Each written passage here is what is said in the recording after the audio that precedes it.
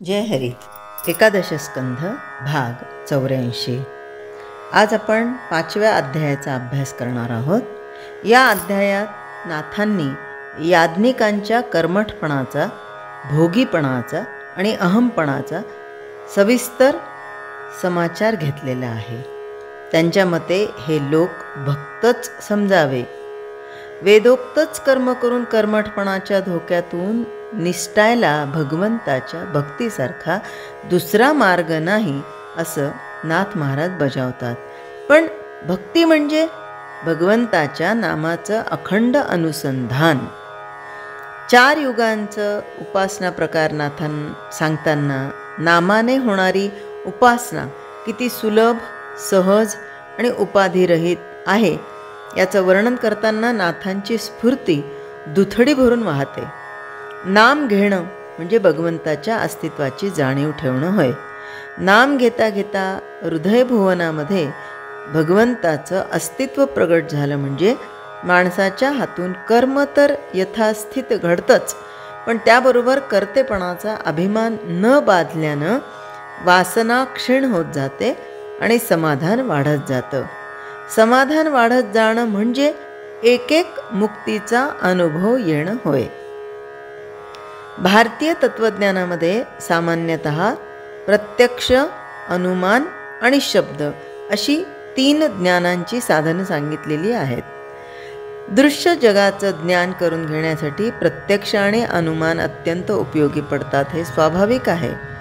शब्द म्हणजे उपनिषद.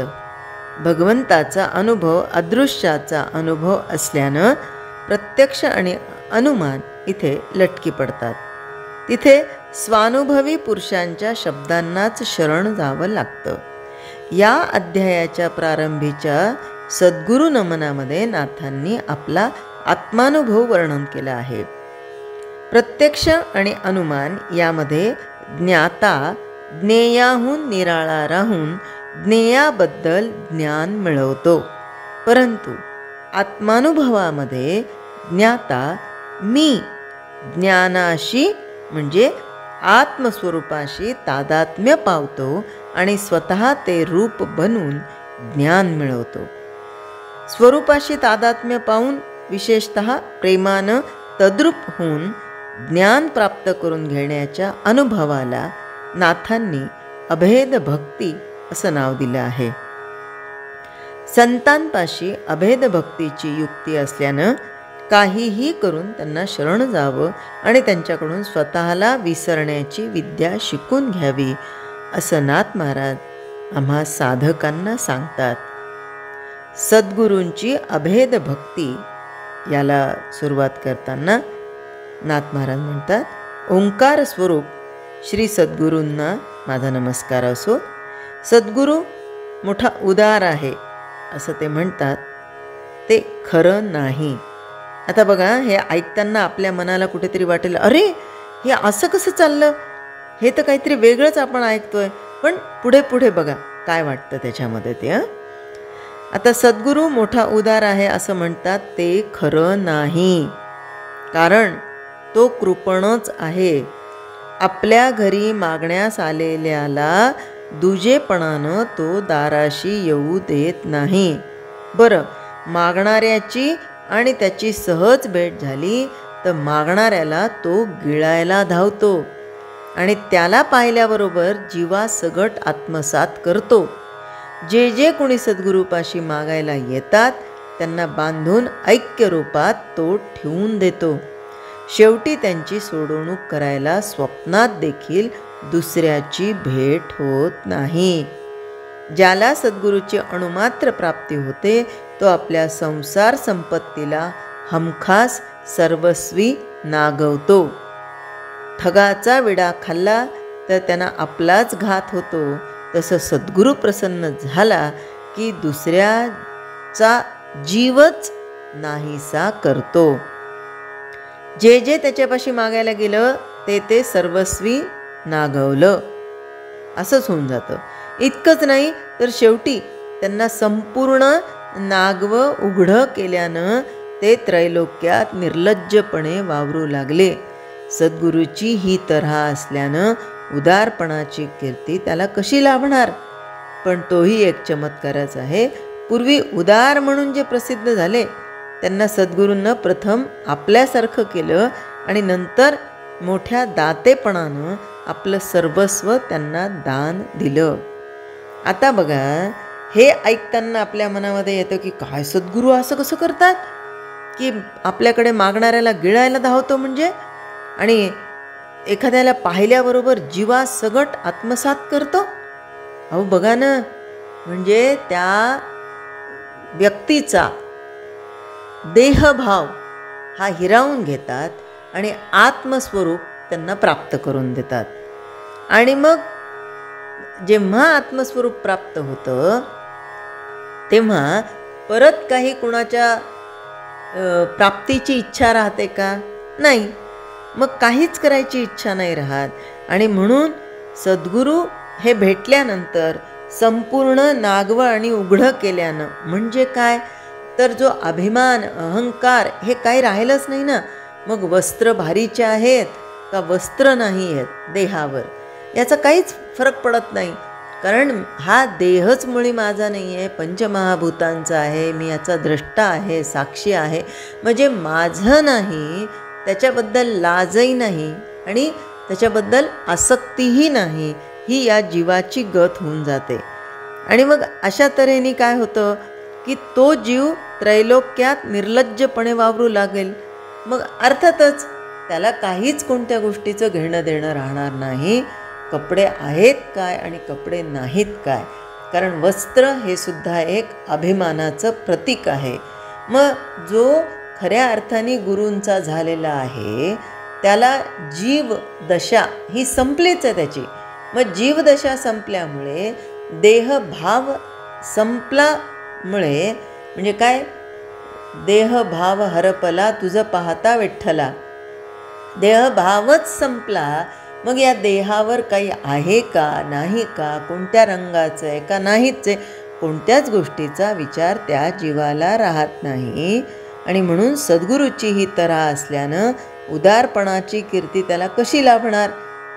आता हे कोण म्हणतं, तर ज्यांना त्या बाबतीत फारसं काही कळत नाही म्हणून, की बाबा आता याने तर सद्गुरूंकडे गेला आणि याला तर काहीच मिळालं नाही, असा कोण म्हणेल.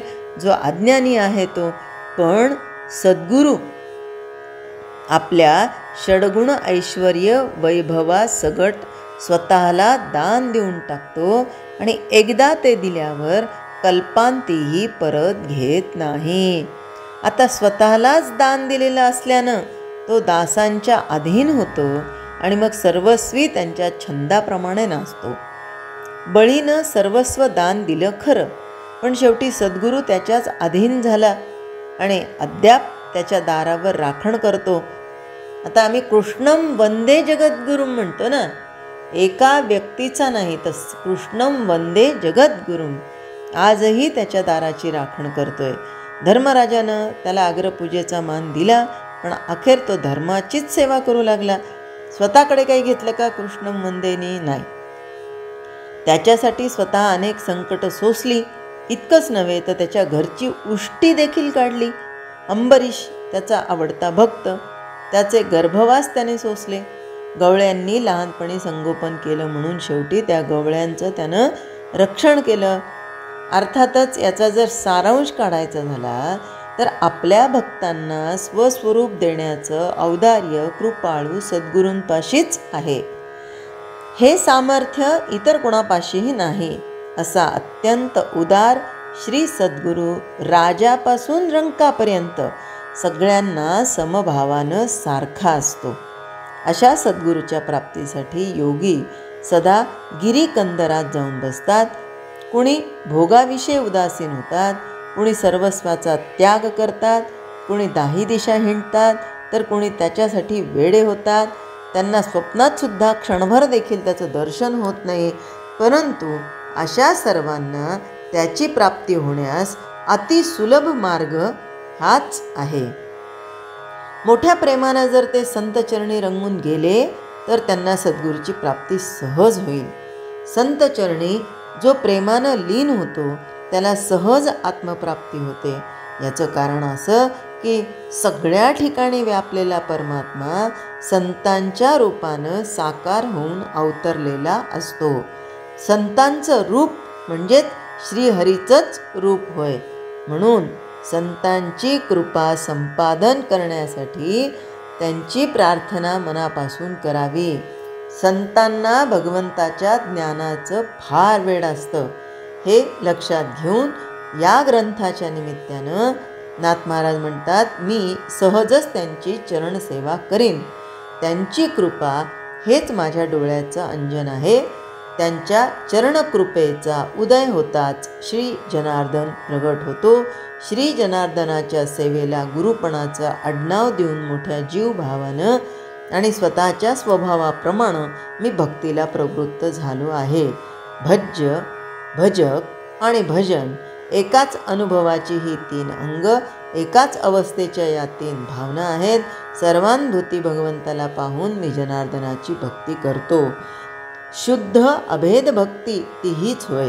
हिच्यामध्ये परम ऐक्य झाल्यानं तिला अधिकच गोडी येते. तिची आवड अधिकच वाढत जाते.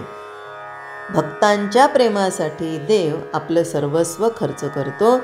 अभेद भक्तीची गोडी खुद्द भगवंताला फार असल्यानं भक्तांचा योगक्षेम तो स्वतः वाहतो आणि त्यांना संसाराच्या पैलतीराला नेऊन पोहोचवतो. अभेद भक्ती करणाऱ्या भक्तांचा देहभाव भगवंत स्वतः आपण वागवतो.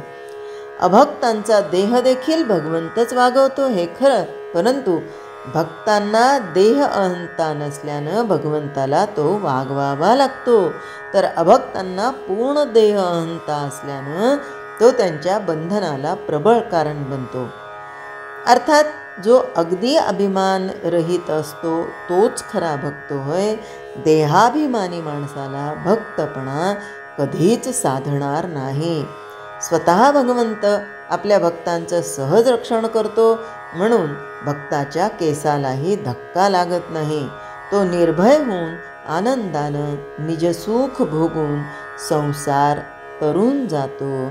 अर्थातच जे साधक निराभिमान बनून भक्ती मार्गाला लागतात ते विघ्नांच्या माथ्यावर पाय देऊन खात्रीनं भगवत पदाला पोहोचतात. जय हरी.